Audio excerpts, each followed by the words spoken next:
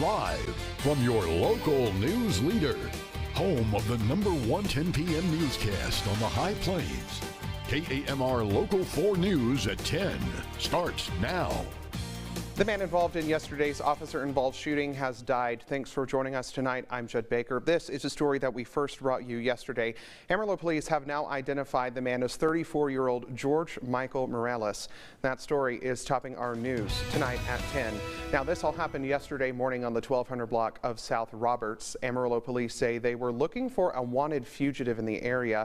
They say Morales matched the fugitive's description, but wasn't who they were looking for. APD says as officers were approaching him, he began shooting at them. He was hit when officers returned fire and taken to the hospital with life-threatening injuries. And new tonight, police now telling us Morales actually had a felony warrant for his arrest and that he was considered armed and dangerous. APD says officers were not aware of this warrant when they approached him. Amarillo police later found the suspect that they were originally looking for and took him into custody. We have breaking news at this hour. First responders are at the scene of a wreck on US 287 and Masterson Road. According to Sergeant Cindy Barkley with DPS, 3 semi-trucks are involved in this wreck. Officials tell us Lifestar is en route at this time. This gives you an idea of the gravity of the situation. Traffic is currently shut down at US 287 split. So if you are headed south on US 287, that's southbound traffic, you're going to want to find a way around the situation. TxDOT is currently en route to clear that scene. Today marks 1 week since the U.S. started evacuating Americans and allies out of Afghanistan. In that time, the Pentagon says the U.S. has evacuated 17,000 people. But now the U.S. Embassy is advising Americans in Afghanistan to avoid traveling to the airport due to potential security threats. KAMR Local 4's Washington correspondent Kelly Meyer brings us the latest from the Pentagon, who's defending that they are still processing people. That story from your local election headquarters. The president promised that they will get any American who wants to come home out of Afghanistan, but he admits the U.S. does not know how many American citizens are left. For more political coverage, local, state, and national, head over to myhighplains.com. Governor Greg Abbott testing negative for COVID after testing positive just 4 days ago. We have the latest from Austin in a moment, but first we'll check in with meteorologist Melissa Terrasas for a first look at our forecast. Good evening, Melissa. Good evening, Judd. All right, Melissa, we'll check in with you a little later for a full look at the forecast. Appreciate it.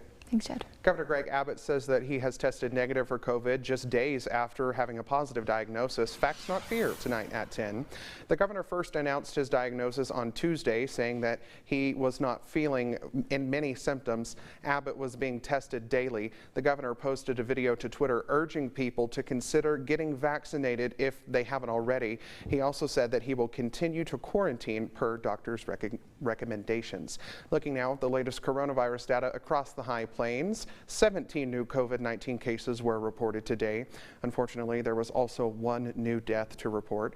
On the good side, though, 46 new recoveries were reported. That brings our total active cases across the area to 4,986. And here are some places you can go to get the coronavirus vaccine if you choose to do so. The Amarillo Public Health Department is over on 1000 Martin Road. They're open Monday, Wednesday, Thursday, and Friday from 9 to 5, and on Tuesdays from 9 to 6. And the mobile vaccine clinic will be over at Paso on Tuesday from 1:30 to 5, and on Wednesday they will be at the Amarillo College West campus from 10 to 5. For a full look of places that you can go to get your vaccine, head over to myhighplains.com. It was the sound of brass, woodwinds, and percussion filling the air once again in Canyon. Coming up, we take a look at this year's Marchathon, and later we'll check back in with Melissa for a full look at your forecast. You're watching KAMR Local 4 News at 10.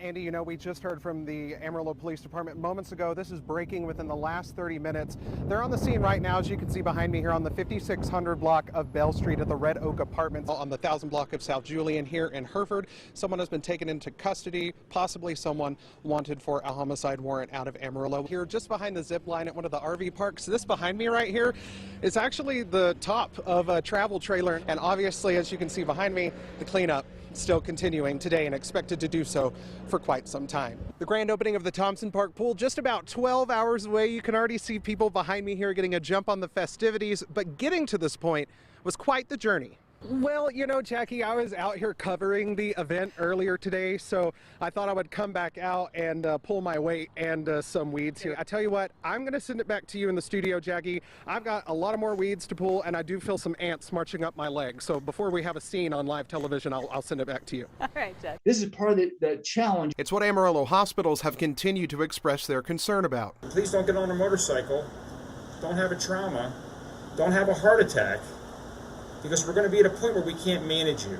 Nursing shortages leaving hospitals without enough staff to man beds, which is impacting people who are waiting to be admitted to the hospital. They were on a waiting list and they were waiting to come to us. BSA's chief medical officer, Dr. Michael Lamentier, says on Wednesday they had 27 patients waiting in their ER for admission to the hospital. That is an extremely high number for us. That is not normal for BSA. And of those patients that were waiting, there was a portion of them, obviously, that were COVID patients, but it's also affecting those that are not COVID patients that need health care for other acute medical problems. The situation similar at Northwest Texas, where Chief Medical Officer Dr. Brian Wise says they had 8 patients waiting in their ER. That's the best we've been in a while. And these are 8 people who are stuck in the emergency room waiting for a bed to come available because of our nursing shortage. And 34 patients at regional hospitals, some COVID positive, some not, all trying to get to Amarillo for critical care. So this is part of the challenge is we want to help these facilities, but as long as we continue to struggle with our own capacity, it really makes it very difficult for us to be able to bring these patients to a higher level of care in Amarillo. When it's time to wrestle, she gets that warrior mentality. Tamara Mensah-Stock making history in Japan. She's still just elated and on cloud 9. She defeated her opponent to take home gold in the women's 68-kilogram freestyle wrestling final on Tuesday. This makes her the first American black woman to win Olympic gold in wrestling and the second American woman overall. She's like a second daughter to me. I just never really thought about it in that respect, that as a black athlete, I just thought about her as an athlete. But if it helps elevate other black athletes, well, I'm all for it. It's great. Former Wayland Baptist University wrestling coach Johnny Cobb coached Mensah-Stock in Plainview. When I saw her competing at the state wrestling championships in high school, I was pretty darn determined that we were going to get her at Wayland Baptist University. And coached her at the Olympic trials. When she made that team, I thought, well, she sure as heck has got an opportunity to win it all. Coach Cobb says he's been to many tournaments with Mensah-Stock, and he knew that she was going to be outstanding. Certainly she has proven that. Olympic gold medalist Brandon Slay, who was also coached by Cobb, says he's proud to know and support her. I think what a history-making moment for her to be the first African-American female to ever win an Olympic gold medal, and the second female to ever do it from the United States. Coach Cobb says that she's not only a great athlete, but a great American that represents all of us in such a dynamic way.